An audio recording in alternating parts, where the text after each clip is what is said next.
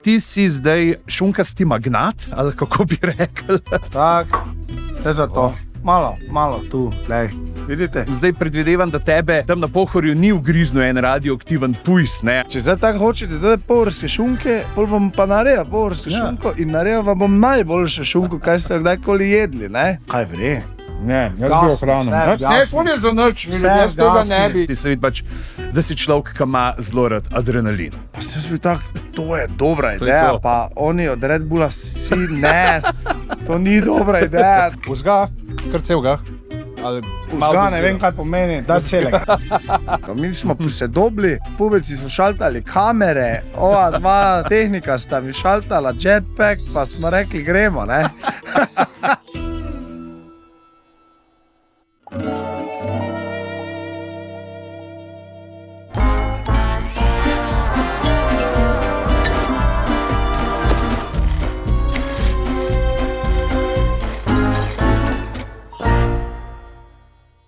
Lepo pozdravljeni. Gledate oziroma poslušate Šparov podcast po mojem okusu, niz pogovorov, v katerih nam bodo zanimivi gosti in gostje predstavili svoje raznolike življenjske sloge in pripravili slastne sendviče. Danes je z nami prav poseben gost, svetovni prvak v smučarskem krosu, zmagovalec svetovnega pokala v smučarskem krosu, dvakratni olimpijec, junak mobilne igre, lastnik raketnega nahrbtnika in najbolj znanih slovenskih brkov po Ivanu Cankarju, Filip Flisar. Lepo pozdravljen, Filip. Dober dan. Najprej te lepo pozdravljam za tole lepo leseno mizo. Koliko te ima, da bi zdaj direkt odbil teli dve dili ven, pa si jo dal na noge, pa se nekam spustil? V bistvu sem se tako udobno vsedel, da niti malo.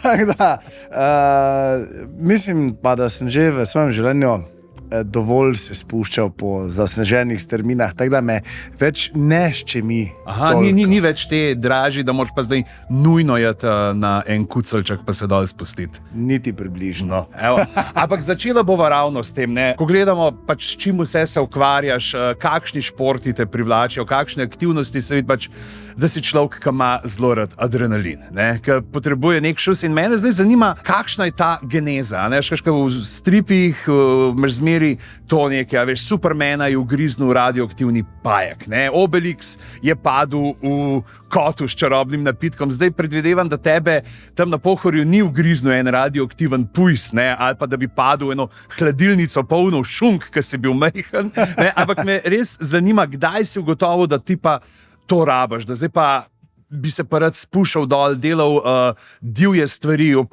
katerih, ne vem, pač jaz bi ponovadi tako naredil, te pa verjetno neki noter vriska, juhuhu. Le grizo, res nisem nič. To vprašanje, kaj ste moja dva starša grizla, ko sta me delala, to ni dogodek, to je bil proces, oziroma niti ne proces. Jaz sem se pač rodil tak, ne, zdaj, že če nazaj, od naših družinskih prijatelji so se radi norce delali z mojega fotra pa matere, zaradi tega, ker smo, veš kak so ti družinski albumi, ne, z otroci, ne. Zdaj sam ne reč, da si imel, kako delaš bungee jumping na popkovini, prosim, ne reč tega. To ne, ampak takrat se še nismo sicer z baloni slikali, tako danes influencerke, ampak skratka, naši albumi so bili bolj tak, ko sem se jaz prvič razbil, ker sem se po ulici dol z onim avtekom spustil, pa sem krvavi tu, pol neki na gugalnici.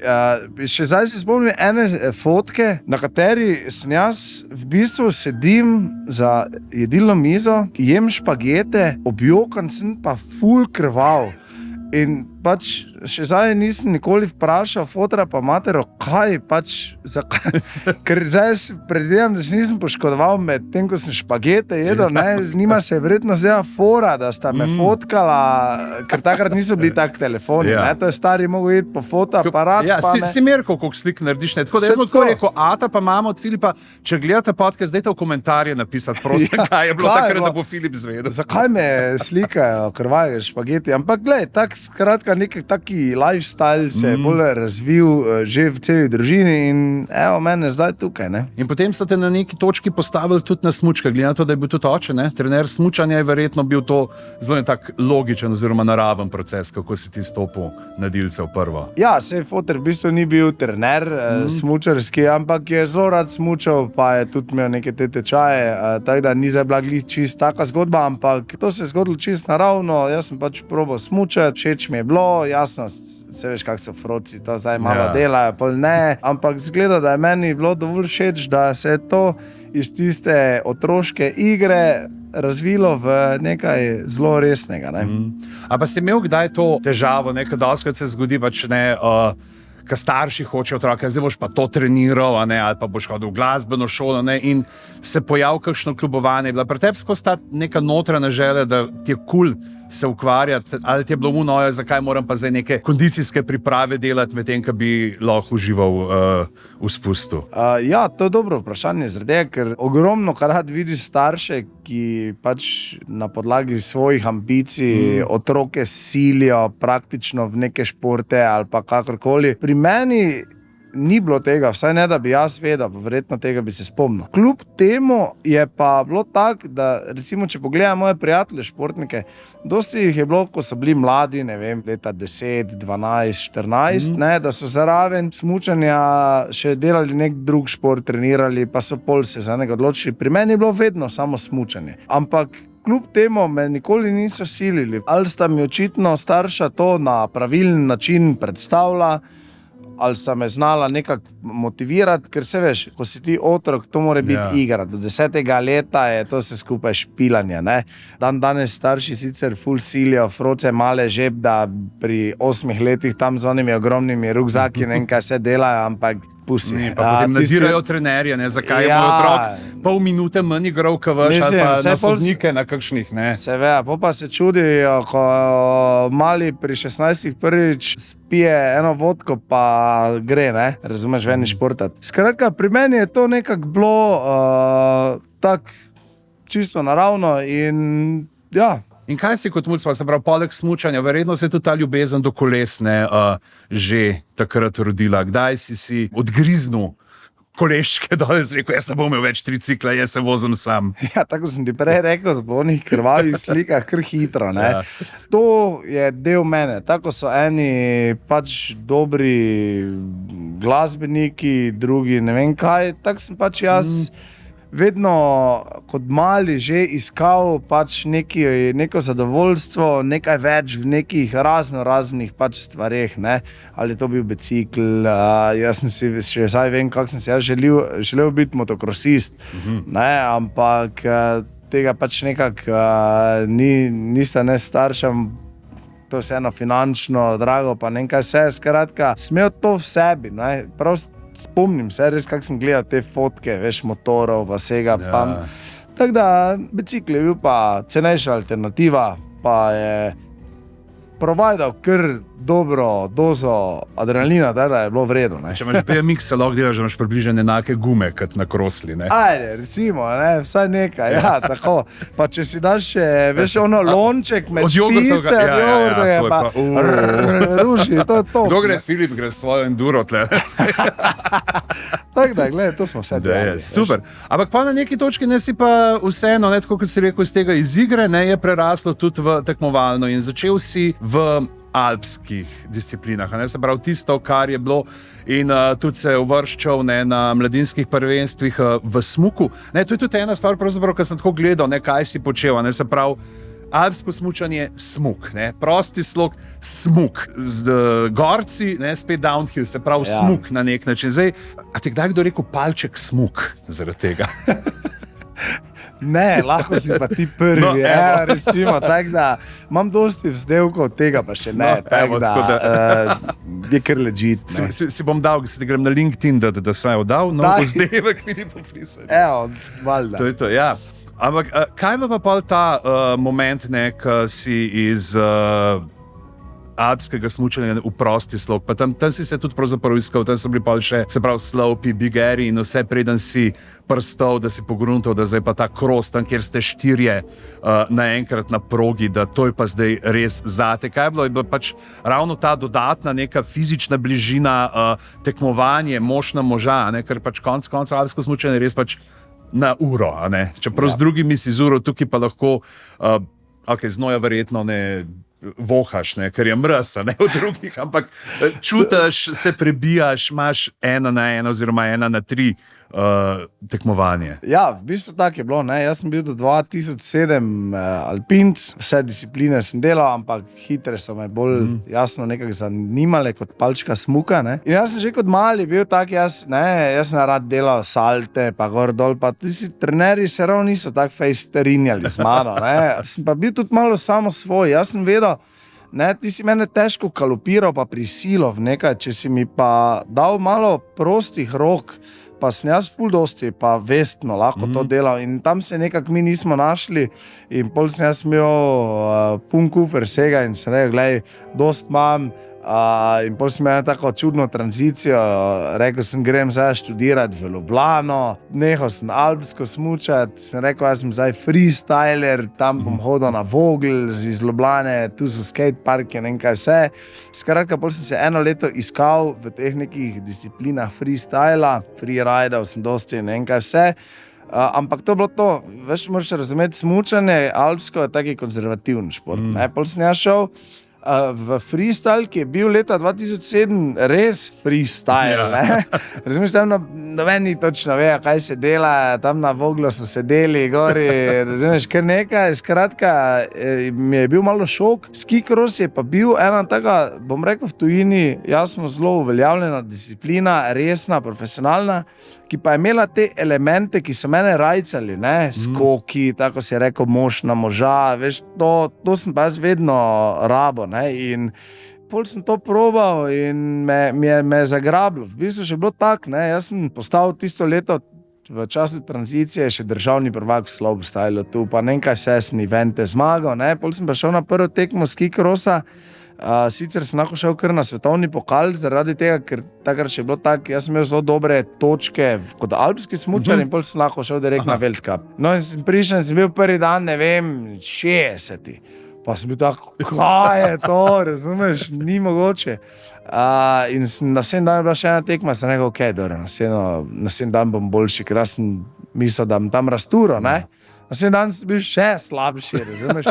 In pol sem rekel, to je šport, ki ga jaz hočem delati. Razumeš, tu so neki izzivi, tu vim, da lahko delam in to me je potegnilo. Veš, džabe, če ti si vsem dober, tako je, ni drži, ni izziva tistega, ne. Ampak se pravi, to je bilo kaj? To je bilo 2008. 2008. In si čez 2 leti pa že pol na olimpijado, ne. In zdaj, jaz sem si probal zamisliti, kako je to, ko zgleda, ko si ti zvedel, ne, da greš na olimpijske igre. Jaz si predstavljam, da te pokliče nekdo z olimpijskega komiteja, reče, Filip, greš na olimpijado in si se upil, to, olimpijada! Tam sred lenta in si so, kaj je rekel? Olimpija? Olimpija je rekel? Olimpija? Ali je bilo tako dramatično, ali je bilo mogoče malo manj? Niti približno ni bilo tako dramatično, zaradi tega, ker da se kvalificiraš na olimpijske igre v smučarskem krosu, zbiraš točke v tekoči sezoni. Tako da ti skozi tekmovanja vidiš, kje si, kjeri lestvici in pol pač, ko tista zadnja tekma šla skozi, pa sem videl, ne, da sem s točkami noter, bolj sem se tam po smučišču neki v Avstriji, ampak tam nobeni vejo, kaj je Olimpija, pa nič, tako da ni bilo tako dramatično. Ja. In kako je bilo pa pravzaprav pač dal si čez 2 olimpijadi, kjer ti sicer ni uspel priti do kolajne pa pol sledila na svetovnem prvenstvu, ne. Vsi vemo tiste trenutke, pač, ko jih gledamo, ko ponavadi dobiš mikrofon, ko prideš dol, kakšni so občutki, ne. A se spomniš kakšnega, a si kdaj dobil kakšno, pa mogoče nekakšno zanimivo, posebno vprašanje, tako kot so te pa v ciljni areni dobili, da je bilo nekaj, da si rekel, zdaj moram pa razmišljati, zdaj pa imam nekaj novega zapovedati. Da te prvo popravim na 3 olimpijadah. Na 3, pardon. Vprašanje novinarjev so dosti krat suhoparno, ne. Ampak zdaj se sploh se ne spomnim, ker bi bilo tako. Je pa res, da sem zaradi enega vprašanja, ki sem ga dobil takrat, ko sem postal svetovni prvak, ko sem rekel, da so moje pohorske šunke španale, danes imam svoj brand pohorska šunka, ne, tako da se, bom rekel, lahko iz teh suhoparnih novinarskih vprašanj naredi en dober biznis tudi, tako da, glej, življenje ti vedno da neki prilike, samo moraš si zagrabiti. No, pa deva zdaj, ko si šel v to, da se bova pa vrnila še malo k športu, pa vsem, kar pritiče temu vprašanju, pa ko si rekel pohorska šunka. Zdaj, ti si zdaj šunkasti magnat, ali kako bi rekel? Pač sklenil si izkoristiti to pohorsko šunko, da boš naredil neki pač mesni izdelek, ki ga plasiraš na tržišče. Kako je bilo pravzaprav? A si ti pol, ko si rekel, te pohorske šunke, to bi moral neki, ali je prišel kdo do tebe z idejo, češ, to bi bilo pa dobro dati v eno blagovno znamko?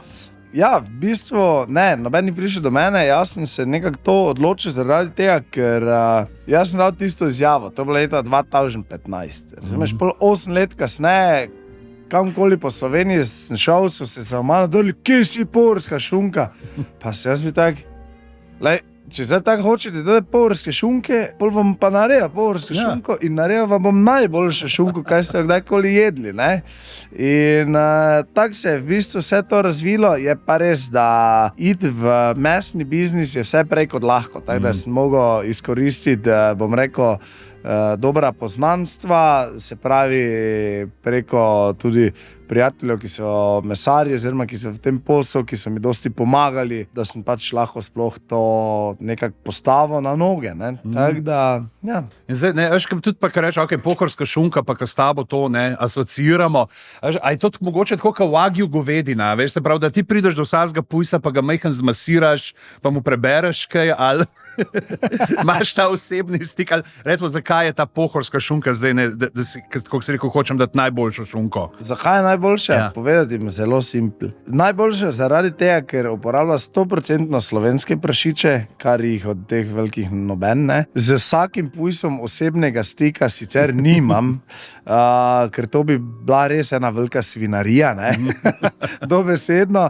Tako da je pa res, da imamo veliki poudarek nad tem, da je dobrobit živali, pa to.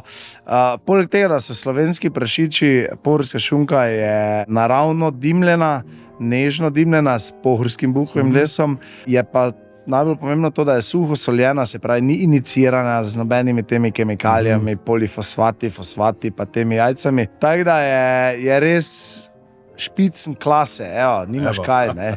Tako da masaža pujsov, pa tako sem rekel, to pa še ni, no. To pa ne, to je pa za premium linijo še. Niti ne smeš, ker ne smeš, da ne kontaminiraš prašičev.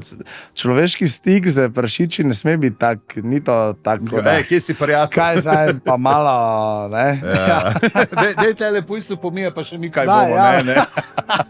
Ja, tak nekak, ja. Te stvari. Ok, super, ampak mogoče pa zdaj, ko sva pa pri šunki, pa pri vsem, me pa zanima tudi, kako je bilo potem, ko si zabral, ti si pol itak še po smučanju, tako smo rekli, tudi še downhill, pa vse, ampak potem pa si 20 prenehal s tekmovalno kariero. Mogoče glih to sprehano, kako je bilo pravzaprav v trenutku, ko si ti pač nisi več vsak dan v tem pogonu bil, treningi, tekmovanje in tako naprej, kjer se jasno pač potrebuješ tok in tok nekih kalorij za to, da pohorske šunkice delajo na strmini, ali pa pač da zobniki ječijo pod njimi od koles. A si se moral kaj pač tudi prilagoditi pač drugačnemu življenjskemu stilu, ali še zmer tok, bi rekel, aktiven v pogonu, da ni bilo treba neke korenite spremembe? Tak ti bi rekel, jaz sem imel dramatičen prehod iz tekmovalne kariere v post-tekmovalno kariero. Zaradi tega, ker prej sem jasno bil ful v pogonu, pol ko sem pa nehal, je pa prišel COVID in pol se je moje življenje vstavilo na nulo, tako kot življenje večine ljudi v tistih časih. Tako da je bilo kar težka tranzicija, če sem čisto odkrit, pa še neke osebne stvari druge smel, tako da je bilo kar tak, ampak jasno, To, ko si pa tudi rekel, ostal sem pa vseeno v nekem pogonu, zaradi tega, ker še vseeno dosti naprej delam, dosti raznih projektov, ki so športni, z Red Bullom dosti delam, z Elanom dosti in jasno še moram biti v neki formi, tako da nisem rabo, kar se tega tiče, iti čisto ono, da bi mogel pa zdaj. Sicer res je, da zdaj se moram malo bolj boriti s tem, da kako kilo gor dobim, pa je bilo sem mogel nekaj časa kar fejst, se malo nazaj držati, pol si začel šunke prodati, pol je to še ful teže postalo naenkrat. A boste probali, a nočete pokazati, kako je dobro, gospod Frisar, dajte en košček pojesti, da vidimo, če je v redu. Stari, in pač, zdaj to že, bom rekel, eni zadnji 2 leti z mojo punco imamo en taki game, hujšama, redno, neuspešno, ne? Tako da, ampak v bistvu pa se trudimo, ne? Tako da, glej, nimaš kaj. To je to, ne? Že smo, ko si COVID omenil. Meni je dejansko ratalo med COVIDom vmes zdržati, ampak je bilo pa, ker smo spet lahko okoli hodili, pa zdaj grem pa lahko tja jest, pa tja jest, se je pa naredilo svoje, ne. Sploh pa recimo, no, ker rečemo, grem tja, pa ko si Red Bull omenil, ne, prej te nenavadni načini premikanja, ki si jih izvajajo, ne. Meni je bilo totalno noro takrat, ko ste naredili tisti video z raketnim nahrbtnikom, ne, se pravi z jetpackom, nori zdaj, ne vem, tle, veš, kaj nekaj, James Bond ali nekdo iz kakšnega znanstveno-fantastičnega filma, čigava ideja je bila to. Si ti rekel, dajte mi nekaj, ali je ta men prišel in rekel, mi smo pa zdaj zdizajnirali nekaj, kar bi se pa že dalo uporabljati varno. Kdo je to knor, da bo to preizkusil? Dajmo Frisarju. Dejansko je to bilo tako, da ni bila moja ideja. V bistvu, jaz, ko sem postal svetovni prvak, pol Red Bull temu reče Hero Can. V vsaki državi, če keri od njihovih športnikov naredi nekaj res hudega, dobi svojo pločevinko, na kateri je on gor. In jaz sem dobil ta Hero Can, na katerem sem bil jaz gori in v sklopu tega so delali neko marketinško aktivacijo, izzovi Filipa, kjer so ljudje meni devali izzive, svakojake, da tako rečem, in vsi so bili neki taki, vlečejo te naj z motorom, vlečejo te naj z avti, ne vem kaj vse. En pa je napisal, zakaj ne bi imeli neki taki jetpackov, kao varianto, pa bi naredili neko progo na ravnini. Pa sem bil tak, to je dobra ideja, pa oni od Red Bulla vsi, ne, to ni dobra ideja. Da pogledamo, koliko je zavarovanje. Ja, pa mislim, ne, zdaj jetpack so oni mogli narediti, ne, in to zdaj vse prej kot poceni stvar, ne. Tle imamo zdaj nekaj motorje raketne, imamo še v tem, ko smo Baumgartnerja gor poslali, a si už dal to na hrbet?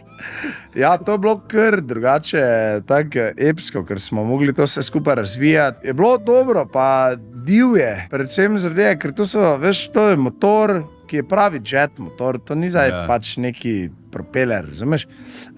Vmes je pravo jet fuel, gorivo, oni so mogli narediti tudi nekako tak, zdaj, če jaz padem, jaz imam gorivo na hrbtu, ne, veš pa, jaz sem pol smučal tudi po mestu, kjer padeš, pa so iskrce in to ni zdaj ravno dobro. Teda je bilo bistveno več izzivov, pa bistveno bolj nevarno, kot bi si kdorkoli mislil. Sploh pa je bilo to tako narejeno vse, da jaz nisem imel nekega časa treninga. Mi smo prisedobili na lento, pubeci so šaltali kamere, dva tehnika sta mi šaltala jetpack, pa smo rekli, gremo, ne. In to še je bilo tako, se lahko zato je tako zanimivo, povem, ko smo se mi menili za to, ne, veš mi smo to čez Maribor delali, ne, in ti rabiš neka dovoljenja za to, ne, in pol se... Sploh v Mariboru, ko so radari, ne moč prehiter. Ja, se to, ne, in smo se mi menili, ne, to se eno od Red Bulla pogovarjal s temi občinarji, ne, in je rekel, to bo malo glasno, pa so oni tak, pa kak bo glasno, pa ne, bo tako glasno. To je res fejs glasno, moraš živeti. To je, kot da stojiš poleg pravega letala in pol smo mi bili tak, oni tip, ko nam je dal toto žegn, oni bo tak zgubil službo. Jaz sem si še dal, to je bil en Sisinger, jaz sem si še dal majico, pray for Sisinger, veš, da se s tem fura. In pol smo zjutraj na lento to, ker mi nismo vedeli, kako bodo živali tudi odreagirali, razumeš? In mi smo pesi, pa to, veš, nimajo radi, ne, in mi smo to všaltali zjutraj, puno labodov, glih tam, ko smo mi mogli snemati, puno labodov, razumeš, ampak živali nobena se ni bala začudeno, so samo gledali. Pač živali so vse stavile, pa so gledali. Tebe so jaz, ga ima frisar, jasno. Ja, tako da je bilo kul, no. Si pa, no, zdaj, ko si Lento menil, si pa na Lento naredil še eno stvar in že to večkrat, ki je bila mogoče celo bolj adrenalinska od vseh teh stvari, in sicer to, da si stopil na oder z mikrofonom v roki in šel izvajati stand-up. Se pravi, to je Outsideri, nek projekt, ki je pač zastavljen dobrodelno, kjer ste se združili ljudje, ki veljate za duhovite, ampak niste pa, bi rekel, poklicni komedijanti, poklicni komiki, zabavljači. In kako je bilo pravzaprav, kaj je bilo težje, stati na vrhu finala, takrat na svetovnem prvenstvu 2015, ali stati tam pod štengam na robu odra na Lentu, pa čakati, da gre Tavares dol in da tebe napovejo. Stari moj, težko je bilo. Res je bilo, jaz marsikaj težko je šele en del, samo to ni bilo lahko. Zaradi tega, ker ti to dobro poznaš.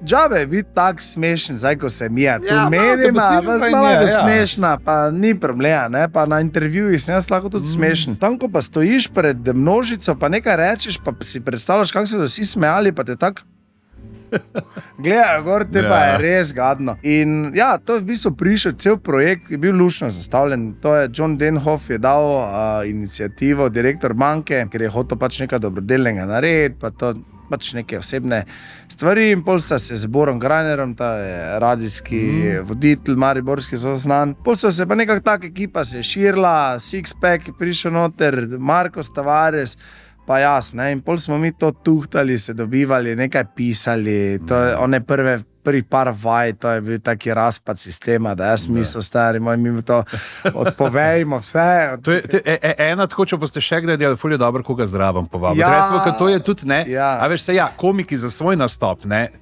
pišeš sam, ampak recimo, ker so pa taki namenski, roasti pa to zmeri je fino imeti ekipo zraven, pač še dodatne pisce, čisto za to, da se razširi. Sploh pa, recimo tudi, kar smo zmeri, ko smo delali, kakšne te roaste, recimo, ko smo imeli roast od Perice, pa so bili zraven ljudje, ki niso komiki, bilo zmeri, tako smo dali komu zraven. Mislim, da je takrat Anžetu Tomiču je Kuzman pomagal, kao sta se dobila, zdebatirala.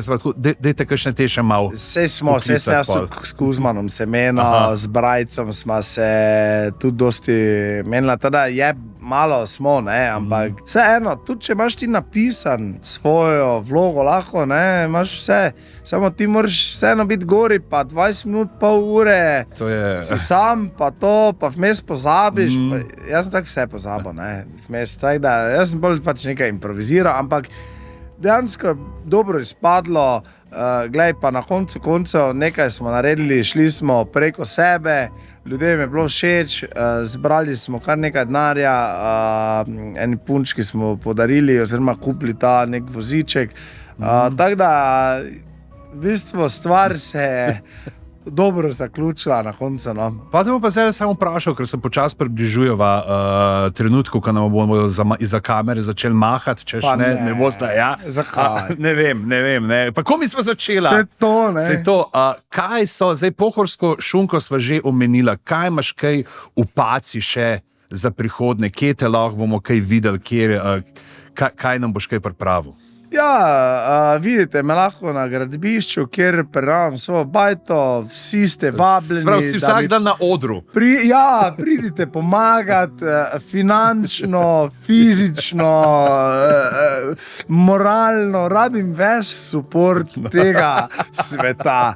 Ne, brez heca, glavni biznis, zdaj glavna okupacija, tako sem rekel, je pohorska šunka. Tudi delam še z sponzorji, kar nekaj starimi, delam še dosti nekih takih marketinških zadev, hiša dejansko, zdaj to delam. Tako da je tega za enkrat kar dovolj, oziroma že tega vsega ne folgam. Tako da, glej, definitivno še me boste mogli gledati.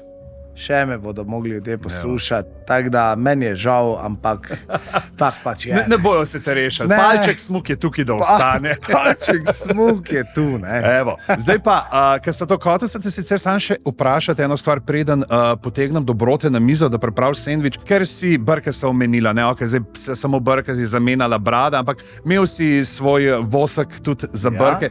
A se je kdaj zgodil, da si moral zaradi nepredvidenih okoliščin uporabiti vosek za brke na smučkah ali pa vosek za smučke na brkih? Tisti, ki pozna karakteristike enega in drugega voska, bi vedel, da bi to rezultiralo z katastrofalnimi posledicami. Zaradi tega, ker vosek za smučke, če bi si jaz nanašal z vosek za smučke se z likalnikom nanaša, to bi bilo izjemno. Tisti vosek, ki bi ga pa za brke dal na smuče, pa ne vem, če bi se premaknil. Tako da ni bilo takih potreb. Ampak veva pa, da ena stvar ne bo katastrofalna, tako kot bi bila ta menjava voskov, in sicer sendvič, ki imaš pripravljenega zdaj, oziroma ki ga boš pripravil za naju, tako da To ne veš, ne? Mogoče bo katastrofalno. Ti zaupam, tukaj da imava eno polno košaro šparovih dobrot in ko se odvrti špica, se vrneva s hrano. Let's go! Wow.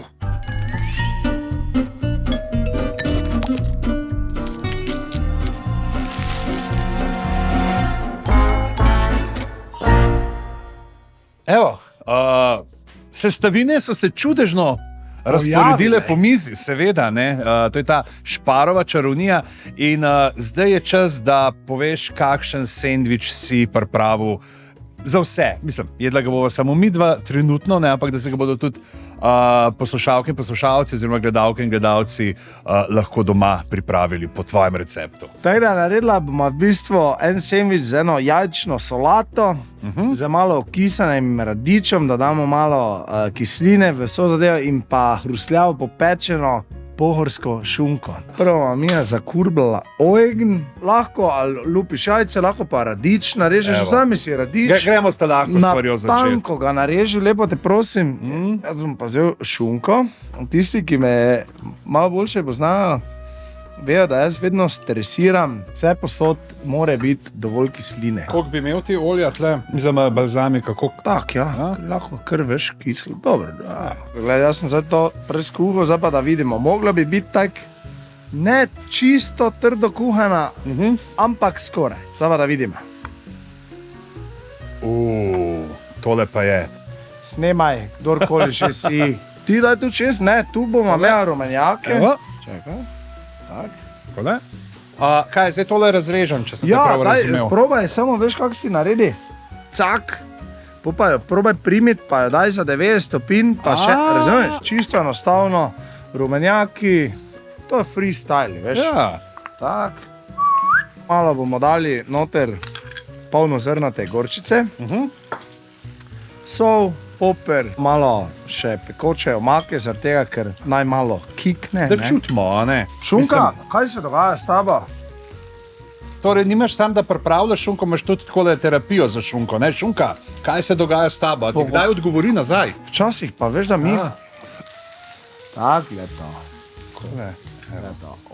Koparca. Kopra, ja, koprica, ti ga kar nareži, šparaj, veš? Ne. Meni se zdi fajn narediti iz rumenjakov eno tako lušno emulzijo, veš? Potem pa jaz to malo probam.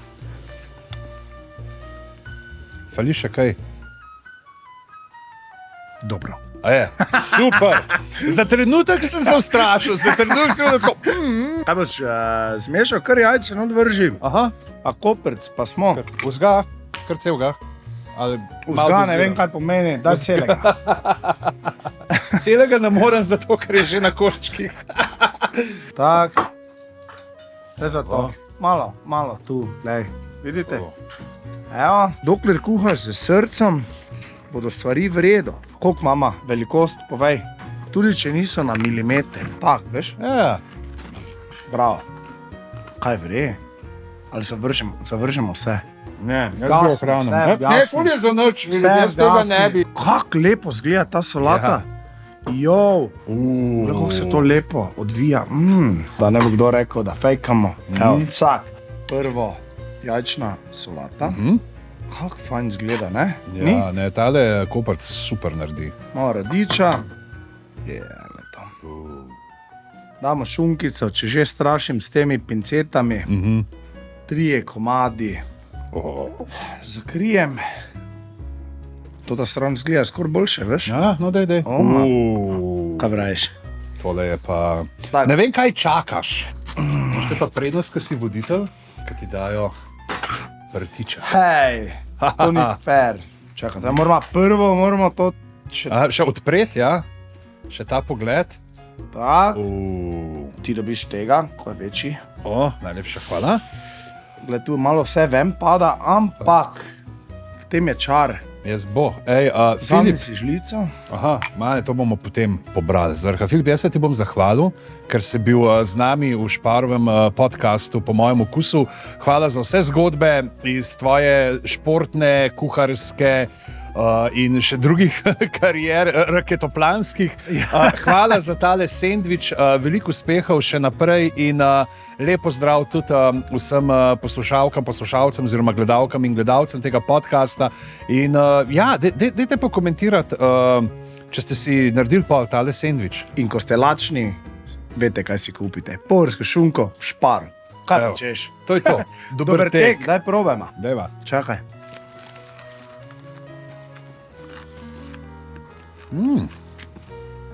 Pa čuj, Ja, vse solidno, ne? ja. Bog še kdaj naredil. Kako je sočno, ne?